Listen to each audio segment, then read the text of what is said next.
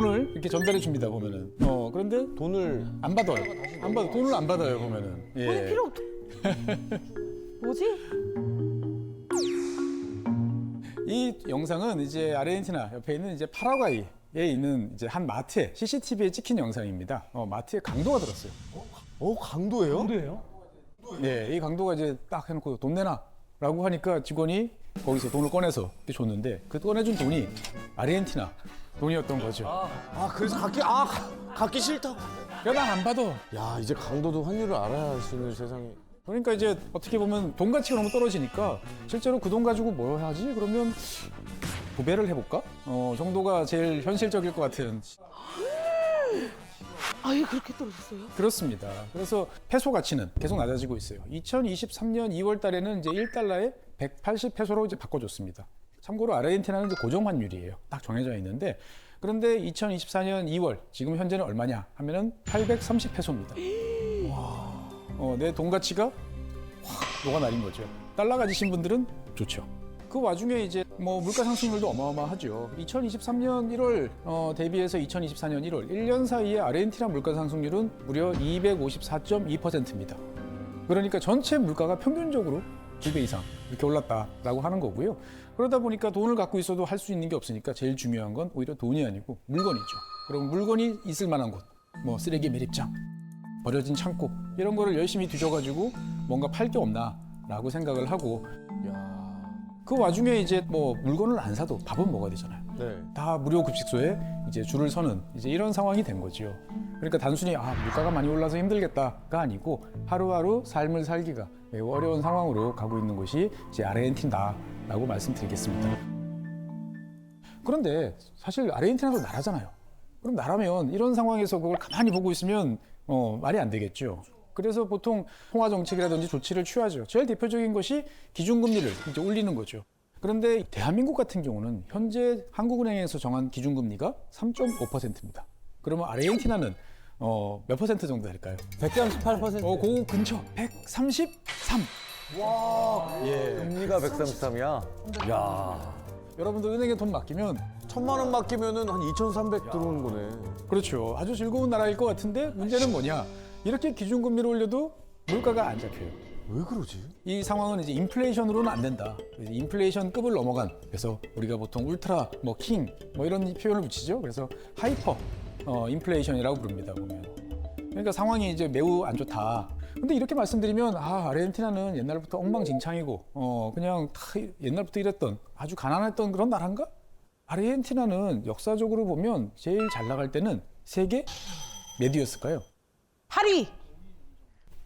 5위? 5위. 와, 다섯 손가락 안 좋네.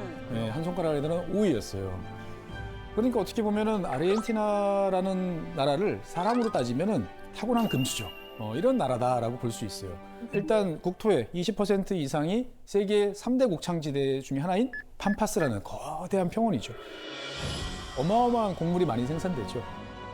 1년에 1억 톤이 넘는 곡물이 생산이 됩니다. 와.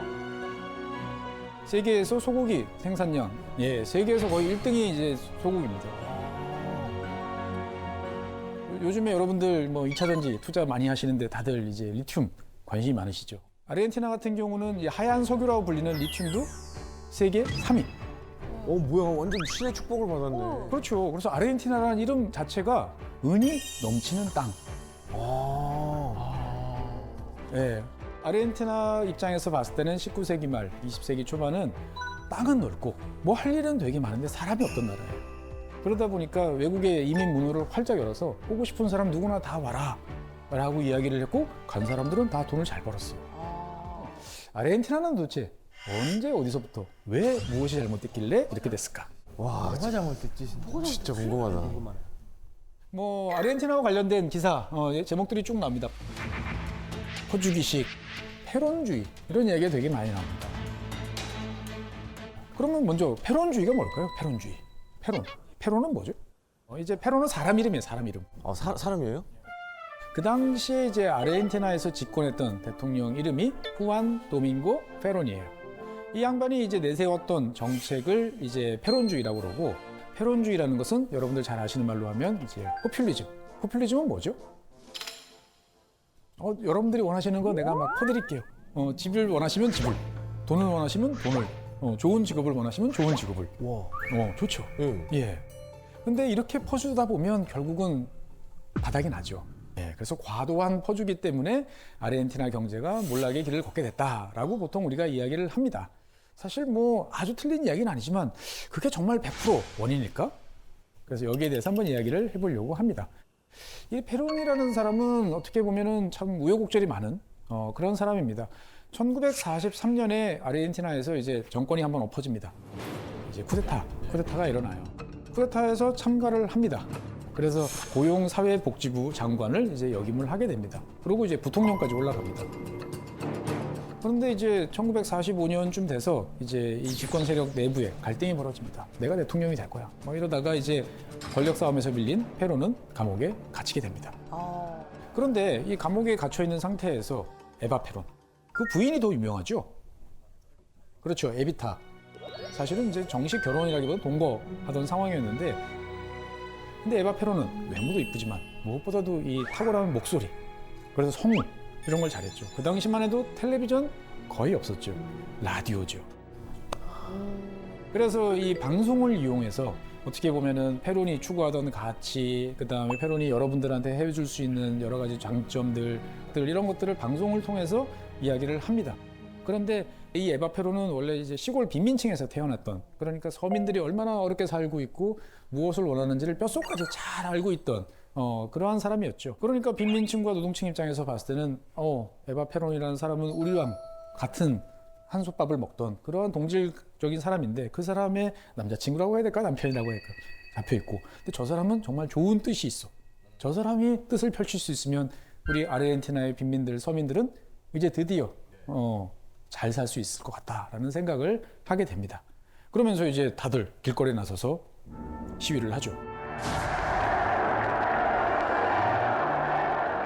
페론은 결국 사람들의, 민중의 힘을 빌려서 석방되는데 성공을 합니다. 그리고 두 사람은 결혼을 하죠, 정식으로. 와. 그러면서 이제 대통령 선거에 출마를 해가지고 공약을 합니다. 나는 내가 당선이 되면 아르헨티나 지금 세계에서 5위인데 내가 넘버 1, 세계 최고의 국가로 만들겠다라고 이야기를 하고 대통령에 당선이 됩니다. 멋있다. 그런데 이때 아르헨티나에서 당시 이제 갖고 있던 사람들의 불만은 뭐냐면, 야, 우리는 식량을 이만큼 어마어마하게 산더미처럼 파는데 홀랑 그거 가지고 라디오, 뭐 자동차 몇 대 갖고 들어오면 끝이야. 이거 불공정한 것 같아. 왜 우리는 라디오나 자동차를 못 만들어? 라고 생각을 하게 됩니다. 그래서 수입에 의존하던 상품들을 우리 아르헨티나 사람들 손으로 직접 만듭시다 라고 이야기를 합니다. 쉽게 말하면 이제 국산화죠. 그 다음에 잘 보니까 누가 돈을 다 갖고 있나 라고 보니까 철도, 통신, 뭐 이런 어떻게 보면은 인프라 관련되는 산업을 소유한 기업들이 그냥 앉아서 돈을 마구마구 벌고 있는 거예요. 이거 아니다 라고 그래가지고 이 기업들을 몽땅 국유화를 합니다. 그러면 이제 국유화 됐으니까, 그러면 이것은 국민의 것이니까 여기서 벌은 돈을 가지고 여러분들께 나눠주고 뭔가 새로운 일을 할 수 있겠다라고 하는 거죠. 근데 이거는 좀 먼 이야기고 당장 내 주머니에 살림살이 좋아져야 되잖아요. 그래가지고 되자말자 임금을 20% 올립니다. 와, 월급을. 예. 그럼 제일 확실하죠. 야, 좋다. 아니면 국민들이 직접 원하면 또 대출도 해줬어요. 예. 페론이 취임한 3년 만에 경제 성장률이 3년 합해서 25% 성장을 합니다. 와, 진짜 기가 막히다. 좋은데? 세계에서 5위 정도 되는 잘 사는 나라가 어마어마하게 성장을 하는 거죠. 그러니까 막 돈이 이제 사회로 막 뿌려집니다. 그래가지고 병원 4,000개, 학교 8,000개, 막 전국 곳곳에 막 쫙 짓는 거죠. 그러다 보니까 빈민율은 4%까지 내려갑니다.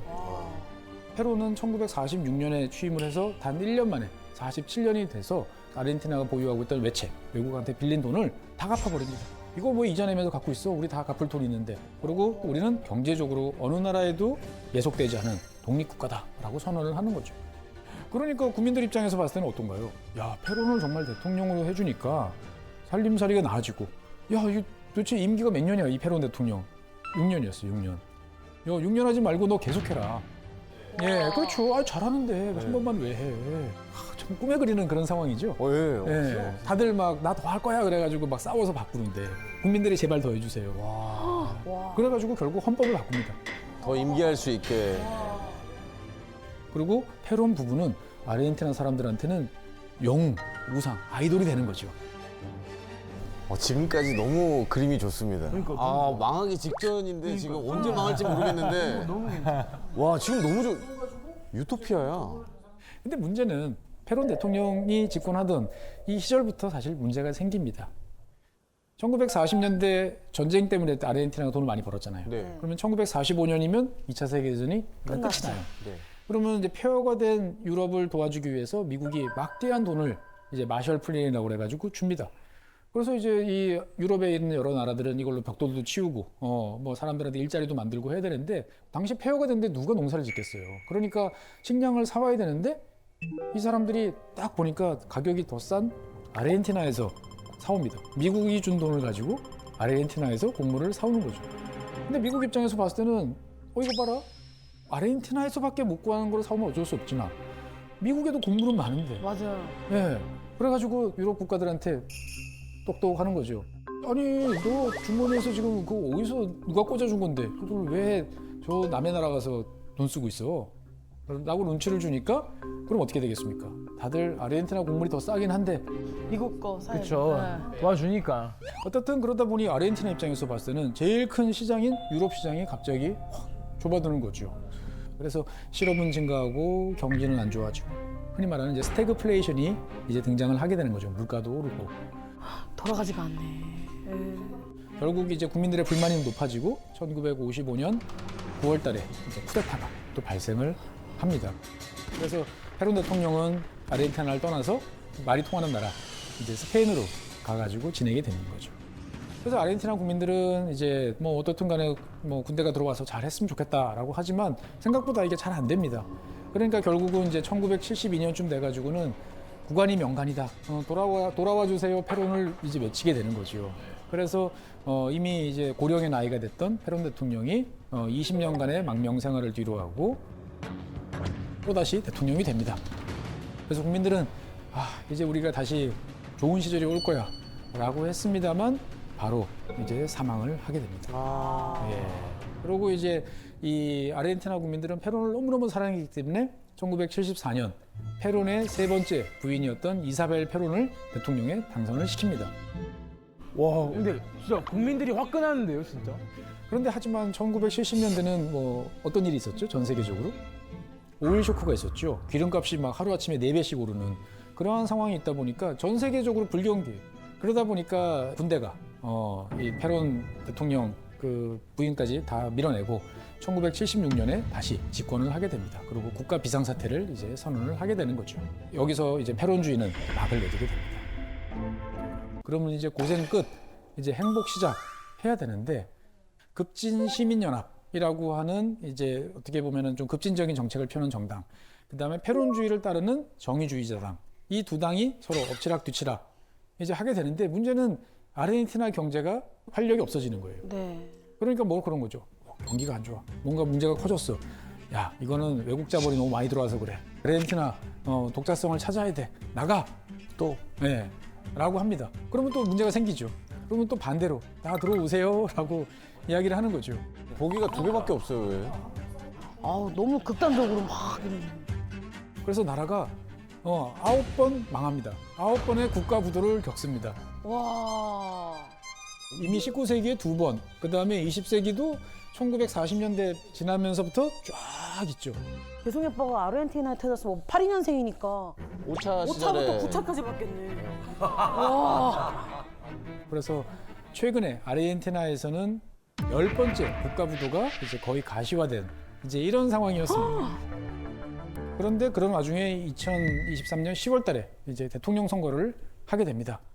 이 와중에 등장하신 분이 계시죠. 좀 뭐야?